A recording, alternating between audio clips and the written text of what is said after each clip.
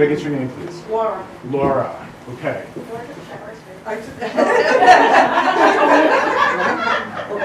Because I scooted over here because I wanted to be able to see you. And I was like, no, I just Okay. wanna see you. Because I didn't know if like maybe I didn't know if somebody was maybe supervising Laura on her trip here. I'll be like, Laura, very good for you. I'm so happy you took a shower. Did you use soap? Okay. So Laura, what I want to talk to you about, and I'm going right from Herbie Joe to you. There is this very insightful way of you solving problems for people. But what's interesting is that I'm feeling like you've just been like, you just don't want to do it anymore. You're just bitter and tired, and people have not listened to you, and you're just sick of the bullshit. You're sick of them, and it's like I'm just giving up. Just giving up. I don't want to help you. I don't want to solve your problems. I don't want to do any of I that. don't want to be the fixer anymore. Yeah, I'm Done. fix me. That's what I'm doing. Well, I'm gonna do my damnedest. Okay, I'm gonna try. I'm gonna try. No, I'm trying to fix me. Yes. Yes. Okay. Perfect. Now, you got property at home. It's not mine, I rent. You rent. Okay. Are there apple trees out back? There are. There's apple trees out back. Do you have the deer come in? Yeah. You do. Okay. So, can I ask you? You want to ask you? Hello, Hippie. No. So I want to ask you about the apple trees and the deer. Okay. You ever see them do weird things, like come in at weird times, do Yeah, weird it things? just happened a while back. There was a deer, 2 deers. They were walking and the turkey vultures were following them. And I was watching out the window and I was like, why are they following them like that? Did they just have a baby? What was happening? So you've had some weird stuff happen. Yeah. You had some weird stuff. Hippies don't bother me, Amy. It's cool. Yeah. Hey. So, for you, again, your name's Laura again? Mm-hmm. Okay, so Laura, what I'm getting with that, like, weirdness with the animals and stuff, these are men in spirit visiting you. Okay, so they're like, they do stuff with animals, they influence animals, they're coming through, they want to show you that they're there because there's this just very lonely feeling, like I've been abandoned by these men that I loved and all of that. There's these men in spirit around you who very much want you to know that they are with you at all times. And they can do weird things. You know, that, like, we see the cardinals, Yes. right? And we're like, oh my gosh, if somebody was here, right? Yeah. That's not the only animal that they can influence or manipulate in that way. But super important for you to know that you're not alone. Okay, you're not alone. Now, you're gonna feel like you should have, like, there's gonna be this inner conflict in you of like, I fix people, I'm trying to fix people, and then you're like, no, I'm done with it. I need you to get rid of that conflict because that's the best thing for you. To fix people? No, to not. Oh, To know your boundaries, to know that you can't solve their problems, Yeah. that you can't take care of them, they have to figure it out for themselves. Yeah. With that being said, this feels like, and remember, I'm not walking around with this plumbing, okay? But it feels like that has a significant impact, the stress has a significant impact on your lady beds. Yes. Okay, and again, I'm just saying, like, the more stress you have, the more it manifests in the plumbing, right? Right. Okay, you gotta know that getting rid of the stress is really saving your life, or saving your health in that way. So you've got to know that that's the absolute best thing for you, to not be a doormat. And to not just, it just feels like vampires all around you, just taking and sucking and taking and sucking and draining you, and just having to say, no more of that. So, Teresa, you might be starting a support group, my friend, okay? Super important too, because we gotta have those boundaries, because the love and the grace and the compassion that we give to people, if we don't have boundaries, that's a self-sabotage. Right. Self-sabotage. This is why, you see me tattooed with roses? I'm all about the roses, right? We're all a rose, it's all about love. But if the rose doesn't have the thorns, it gets trampled on. So that's boundaries for you. I need you to have some boundaries, okay? Did you come with the person that's to your left? Yes. Okay. So I'm glad that she finally listened to you. Okay? In this way of just like, that's not your problems to solve, that's not your things to do. Could I get your name, please? Phyllis. Phyllis, okay. So Phyllis, I love the advice you give, you just need to take it for yourself. Okay? Peas in a pot. What's that, Laura? We're peas in a pot. Peas in a pod, okay. Yeah. So in the way that you've maintained your boundaries, and you're like, I'm not fixing anymore, I'm not fixing anymore. Phyllis, if you had anything to do with that, I really want to commend you on giving her that encouragement to say, hey, that's not your problem, that's not your issue. A lot of us try to prove to ourselves and the people around us how strong we are by trying to spin all these plates and carry all these burdens. I think this person, Phyllis, has a far deeper intuitive level than most people. So when I'm talking about intuition, Phyllis, you know what I'm talking about? Yeah. Okay. So the way I understand intuition to be, this psychic stuff, it exists on a scale of 0 to 10.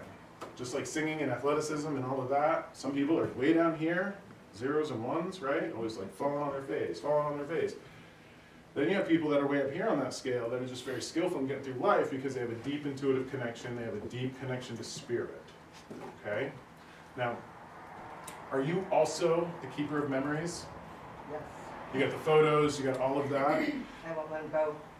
No, I wouldn't let him go. I wouldn't let him go. But what I want you to do is in your own way to please get him into photo albums. Please get him into digital places where you can share them. You know, let people have the digital files, do something like that. You know, the thing that I was talking about with the phone, that sounds very appealing, right? Being able to share and do all of that. Now, this woman, who's very beautiful, like she's a bright ray of sunshine, big, beautiful hair, all of that. Can I ask you, oh my gosh, is your mom gone? Yeah.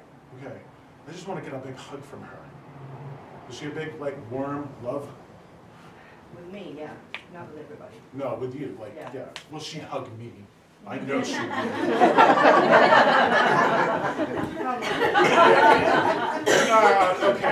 Okay, so here's something funny. She just wants to get a little bit of that man. That's a funny thing. She just wants to hug a man, right? So, but I feel very like dependability, wisdom, insight, intuition, beauty, grace, love, all of that. I do want you to know that your strong intuitive abilities come from this woman. Okay, just come from your ladies, come through that line that you're descended from, okay?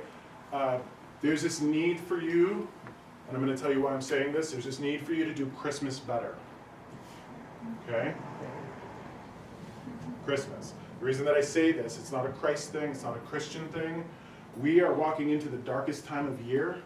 You know, we have Christmas around the winter solstice. Remember how I was talking about vitamin joy? Yeah. Right? So I'm a big lover of Halloween because it's the month of death, and traditionally it's when we're like harvesting all our livestock, right? So there's a lot of death this month. We need the joy, the trick-or-treating, the masks, the games, the costumes to stand in opposition to the turmoil and the pain and the grief. Now when you're in the darkest time of year, we need the smells and the tastes and the colors and the lights and all of that. So if you don't have anybody in your house, you don't have anybody to do Christmas for, you need to have a Christmas tree.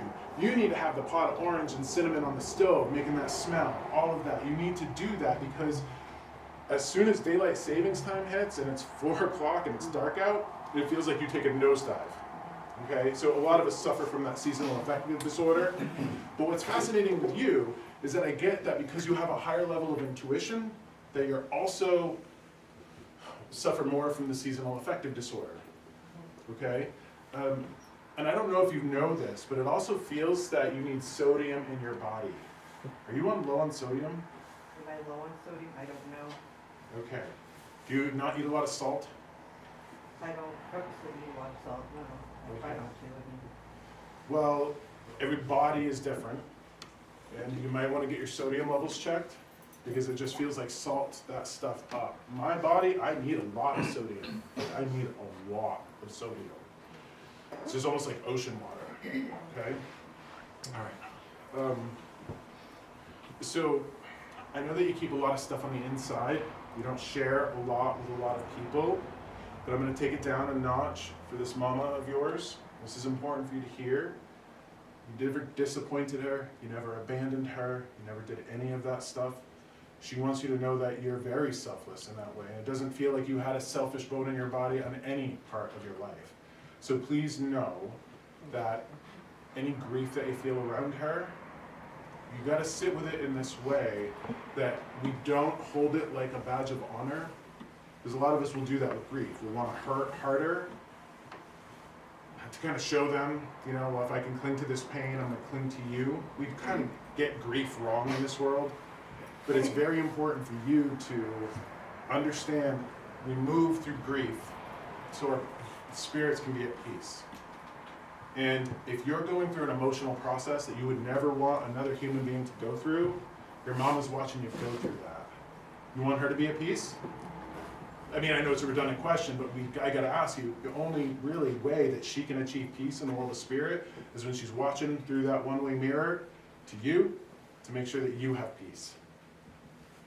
That's super important. I think that we don't get that. A lot of us will believe that our loved ones carry on, but a lot of us won't put those pieces together and go, okay, I gotta maximize my peace to make sure they have peace.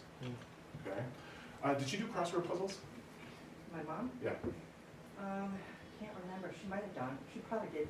Yeah, but I don't remember doing them all the time. Word searches, crossword puzzles, anything like that? Yeah, she did, I think. Okay. There's a need for you to do that too. Okay? So there's something about your mind being an active, nimble, always stretching it, always doing those games.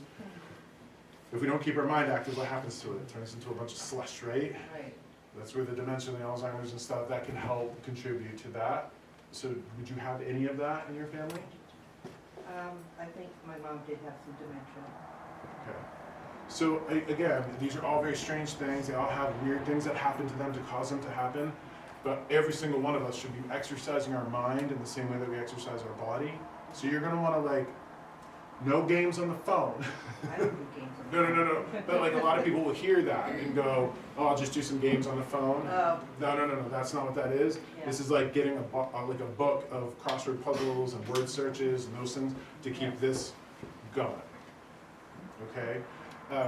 Also, she's got a gravestone. All right. Go give her some roses, please. Have you not been there in a while? All right. There's this I want to connect with you, bring some roses, bring some stuff, because this big love and energy, she says light a candle for her. So light a candle for your ancestors, light a candle for your spirits, and just know that they're there. And that stuff can bring them closer to you and kind of increase that intuition. Okay? Here's a funny thing. You got to know, okay, so there's a difference between a gossip and a busybody. Do you know that? Yeah. Okay, so gossip's to spread malicious information. Right. Busybody's just stories and what's going on. When you get to the world of spirit with your mom, you two are going to talk a whole lot of shit about people.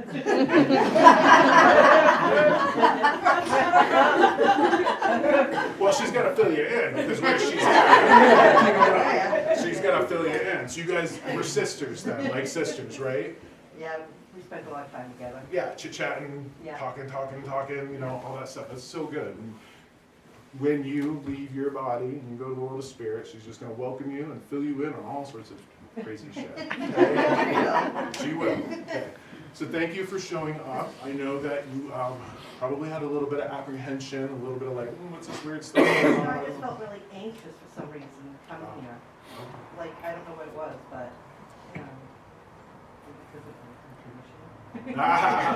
Well, and again, that's a thing too, because a lot of people can feel that level of nervousness, but that might be a thing where, here's a funny thing that I've discovered.